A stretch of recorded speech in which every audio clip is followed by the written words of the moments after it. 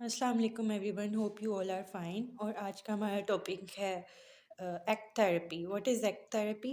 Acceptance and commitment therapy. Acceptance and commitment therapy is a new form of therapy. It is applicable in so many psychological and mental illnesses. So before you go to mental illness, it's better to solve your problem when it is a problem. Go to psychologist on time and have the therapies on time. सो आज act therapy जो है वो एक बहुत ही new form of therapy है और बहुत ही basic therapy है जो कहती है कि जब just accept and be committed in your work. When you accept the things, when you accept the fellows, when you accept your surroundings, when you accept yourself, when you accept your work, you are you are being in a state that is working. जब आप accept कर लोगे तो आप work करोगे. आपका जो काम है उसके साथ फिर आप कमिटेड हो जाओगे, लोगों के साथ आप कमिटेड हो जाओगे, अपने बिहेवियर्स के साथ कमिटेड हो जाओगे और जो आपके जो वर्क है वो स्टार्ट हो जाएगा, आपकी life working life. Act therapy focus करती है analysing your behaviour, analysing your self, analysing your surrounding, analysing your work.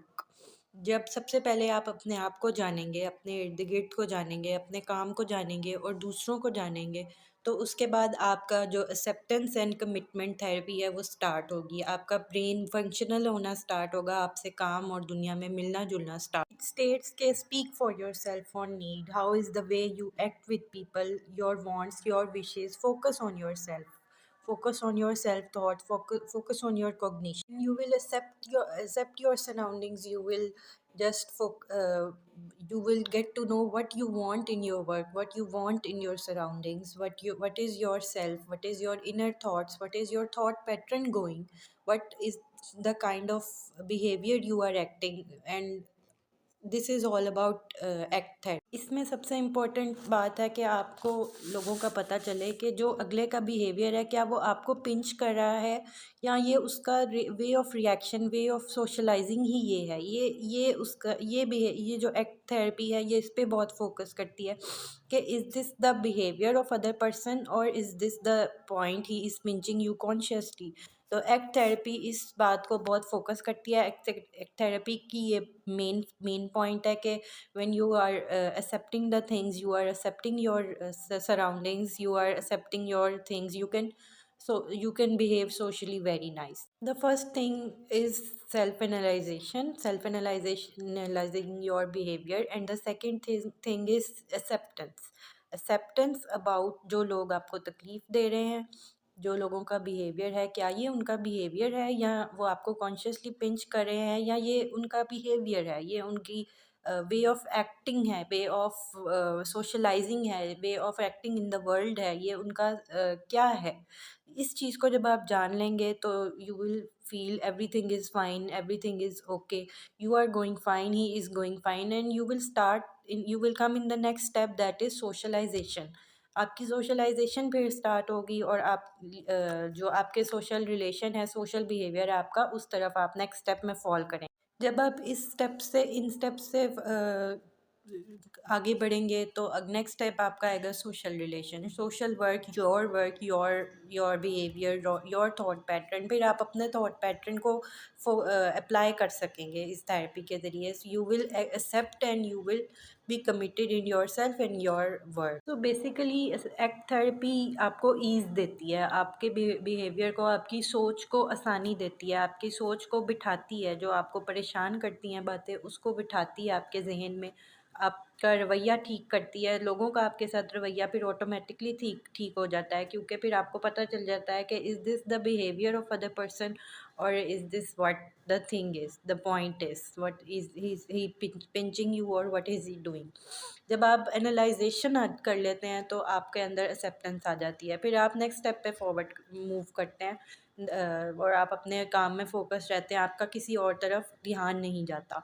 इस थेरेपी को अपने पे अप्लाई करना बहुत ज़रूरी है और ये एक न्यू फॉर्म ऑफ थेरेपी है, क्योंकि अब सोशल प्रॉब्लम्स बहुत बढ़ रही हैं यूथ में, ख़ासकर बच्चों में बहुत बढ़ रही हैं. They are more committed to self and more committed to work and more committed to mobile phone and their activities, तो उन्होंने सेल्फ बिहेवियर के लिए, एंशियसनेस के लिए, डिप्रेशन के लिए, सैडनेस के लिए, डिफरेंट काइंड्स ऑफ माइग्रेन्स के सवेरिटी को ये बहुत डिक्रीज़ करता है। इसके अलावा ये डिफरेंट हेडेक्स को बहुत रिलीव करता है और ये आपको बहुत ज़्यादा ईज़ देता है इन शॉर्ट। तो इस थेरेपी को ज़रूर अपना फॉलोअप बनाएं। और thoughts affects the body balance, thoughts पे अगर काम करेंगे तो आपका बॉडी बैलेंस, आपका बॉडी रिएक्शन, आपका बॉडी मेटाबॉलिज्म सब कुछ बहुत अच्छा रहेगा, क्योंकि ये थॉट्स ही हैं जो आपको पेन देती हैं, आपकी हेडेक्स बढ़ाती हैं और आपको माइग्रेन या different kind of stress issues में मुब्तला करती हैं। एक्ट थेरेपी को अप्लाई करने के लिए आपने अपनी नींद पे बहुत फोकस करना है। You need a good deep sleep, ताकि आपका ब्रेन जो है वो रिक्योर हो सके। जो टिश्यूज़ जो आपके डैमेज हो जाते हैं वो आपकी नींद से बहुत जल्दी सिक्योर हो जाते हैं। आपके उनके अंदर बहुत रिपेयरिंग जल्दी आती है और आपका ब्रेन सिक्योर रहता है सोते हुए और जागते हुए। तो जब आप इस एक्ट थेरेपी के साथ अच्छी नींद, अच्छी खुराक, अच्छा रिलेशन उन लोगों के साथ जो आपको ईज़ देते हैं, आपसे लव करते हैं, या आपको काबिल बनाते हैं कि आप उन लोगों को डील कर सकें जो आपके। तो make your patterns of life, make your boundaries with the people who annoy you, make your life routine, make your daily routine. This is very focused in act therapy, acceptance and commitment therapy, self commitment, and accept what you are, what you have, what you want, and do it. So there is a fight and flight response in the body. इससे इसके बीच में एक रास्ता होता है, that is being a mediocre, being a middle one, being uh, selecting the path that is going straight and doing following the act therapy. So be calm, embrace yourself and others, be hopeful in work, accept and be committed to yourself, start your socialism, make your patrons, make your goals, make your life timetable, make your daily life timetable. This is very applicable if you follow the act therapy in your life daily. Choose the path which goes between the fight and flight mode, fight and flight reflection of the body, make connections to the things. जब आप अपने आप को easy रखेंगे by following the acceptance therapy, तो आपसे काम बहुत आसानी से हो। Changing is hard, but it is pleasurable. It takes away your anxiety, it takes away your sadness, it takes away your problems, inner thoughts. It helps you to start work, start the things, start the connection, start the social relationships. So changes are always good. Changes make good changes in life. Focus on the work, so focus on your work, focus on yourself, focus what are you changing in life. And now the next point is what should be the routine that is to be done with following the act therapy. So act therapy के साथ हमने बहुत सी अच्छी routine बनानी है, सब जो हमारे लिए और हमारी दूसरों के लिए अच्छी हो और हमारे लिए वर्कफुल हो, हमारी हेल्दी, हमारे ब्रेन को भी हेल्दी कर रहा हो और हमारी बॉडी को भी अच्छा ग्रो कर। इसमें हमने डीप ब्रीदिंग एक्सरसाइज ज़रूर करनी है अपनी डेली की रूटीन में। इस चीज़ को बना लेना है कि हमने डीप ब्रीदिंग करनी है। इसके अलावा सेकंड में हमने मेडिटेशन करनी है। Meditation is always good for the mind and body and socialism. Focus on your self करना है, हेल्थ पे फोकस करना है, अपनी हेल्दी रूटीन बनानी है, be mindful of with positivity रहना है हमने।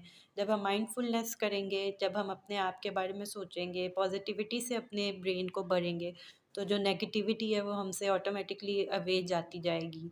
और हमने make a to do list बनानी है, डेली की बनानी है, ताकि हमारा जो वर्क है वो स्टार्ट हो सके, हमारी जो वर्क कमिटमेंट है वो पक्की रहे और हम अपनी टू डू लिस्ट के ज़रिए अपने काम को टिक करते जाएं कि हमने आज ये भी कर लिया, हमारे अंदर फुलफिलमेंट आती जाए। नेक्स्ट हमने इसमें भी कमिटेड रहना है थेरेपी के साथ। जो थेरेपी के पॉइंट्स हमें कहते हैं, जो थेरेपी गोल्स हैं हमारे, उन पे हमने कमिटेड रहना है, उनसे हमने हट। जब there is something negative in mind जो हमें पिंच कर रहा है, डोंट फोकस ऑन अदर्स के दूसरे क्या कह रहे हैं। जब जब देर इज़ समथिंग जो हमें पिंच करता था, तो just right it down, right a diary, right a routine diary that is the that follows the points that makes you hurt, that makes you problematic.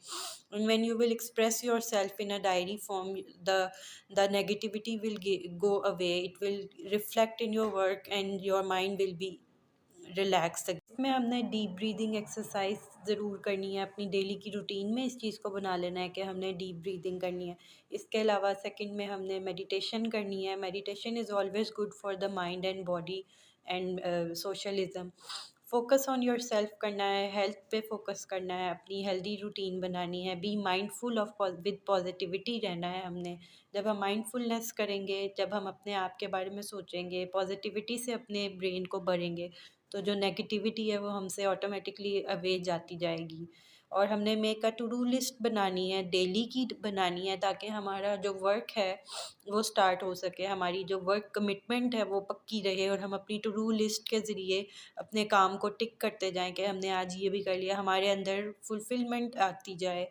Next हमने इसमें be committed रहना है therapy के साथ। जो थेरेपी के points हमें कहते हैं, जो थेरेपी गोल्स हैं हमारे, उन पे हमने कमिटेड रहना है, उनसे हमने हट। जब there is something negative in mind जो हमें पिंच कर रहा है, note don't focus on others के दूसरे क्या कह रहे हैं, जब जब देर इज़ समथिंग जो हमें पिंच करता है, तो just right it down, right a diary, right a routine diary that follows the points that makes you hurt, that makes you problematic. And when you will express yourself in a diary form, the negativity will go away. It will reflect in your work and your mind will be relax. Have a healthy eating style. Eating style का बहुत असर होता है हमारी body पे, brain पे और हमारे रिलेशंस पे। ईटिंग स्टाइल अगर हमारा हेल्दी है तो हमारी बॉडी जल्दी टायर्ड नहीं होगी, हमारी बॉडी में जान रहेगी, हमारी बॉडी में ताकत रहेगी कि हम वर्क कर सकें, सोशली सोच सकें, थॉट पैटर्न हमारा अच्छा रहेगा, हमें अच्छी डाइट अच्छी हेल्थ देगी। और अच्छी हेल्थ हमारी ब्रेन की पॉजिटिविटी को बहुत इंक्रीज़ करेगी। Accept others and self and move and enjoy the ACT therapy. हम इंजॉय करके एक्ट थेरेपी को अपनी लाइफ में लाएंगे तो हमारे लिए ये बहुत अच्छा होगा। जब हमारी एक्टिंग यानी कि हमारी द परफॉर्मेंस हमारी अच्छी हो जाएगी, तो वो हमारे जो डेली रूटीन है, हमारी जो लाइफ टास्क हैं, हमारे जो गोल्स हैं, हमारी एक्ट थेरेपी हमें बहुत पॉजिटिव कर दे।